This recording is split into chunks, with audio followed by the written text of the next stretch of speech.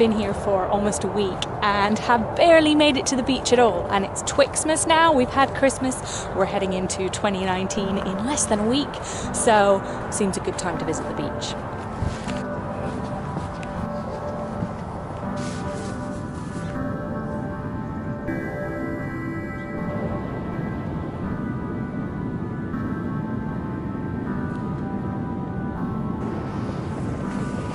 So 2018 was the year that I started sharing my experience of being a speech and language therapist. I've been doing this a while, but this was the first year where I got brave enough to share a little bit of it with you and to share my perspective on the things that are most important when we're helping children to improve their communication. As I've reached out more and started sharing more with you some of my ideas about developing children's early speech and language skills and my thoughts on what we can do to support children in the best way, the thing that I've noticed most in making more videos and sharing more information is how much more I've been able to connect with you.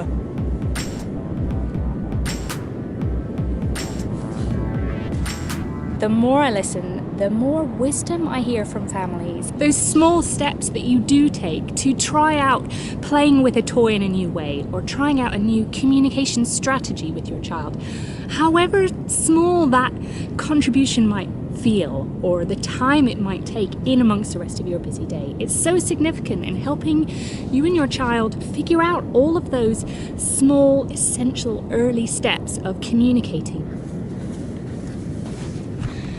Tell you, it is so good to hear that ocean roar.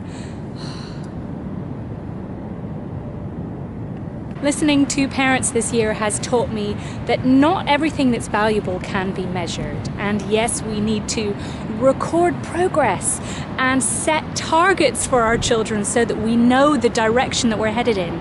But ultimately, parents care about how their child feels, whether improving their communication has made that child feel more included, more part of what's going on around them, more valued, ultimately happier and more confident. And so by that logic, this speech and language therapist can't be the only one to measure progress and to deliver to you a target review document that is the final word in how your child is doing. Absolutely, it needs to be about listening to each other. I've noticed this about what your child's doing. What have you noticed? What do you see? Tuning into your child, what do you notice about their overall well-being and their communication as part of that? That you might not be able to put on a graph, but it's really important.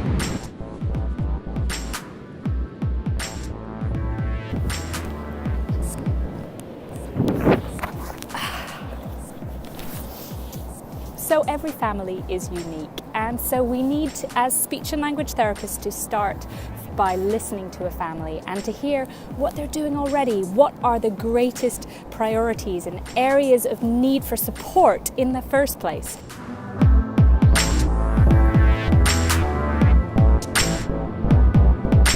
So really, I just want to do more listening in 2019. I have an exciting project coming up to include you more in the online support that I serve families with.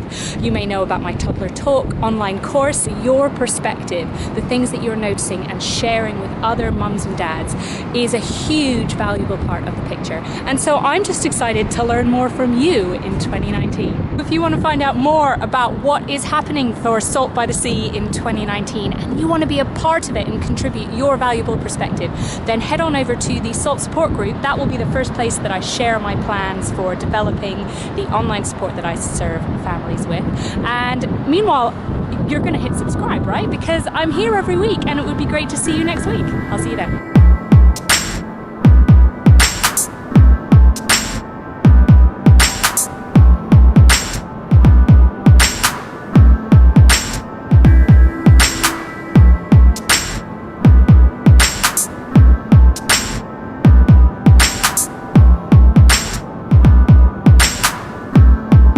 That's where I grew up, that tiny little bay over there, Trinidad, California.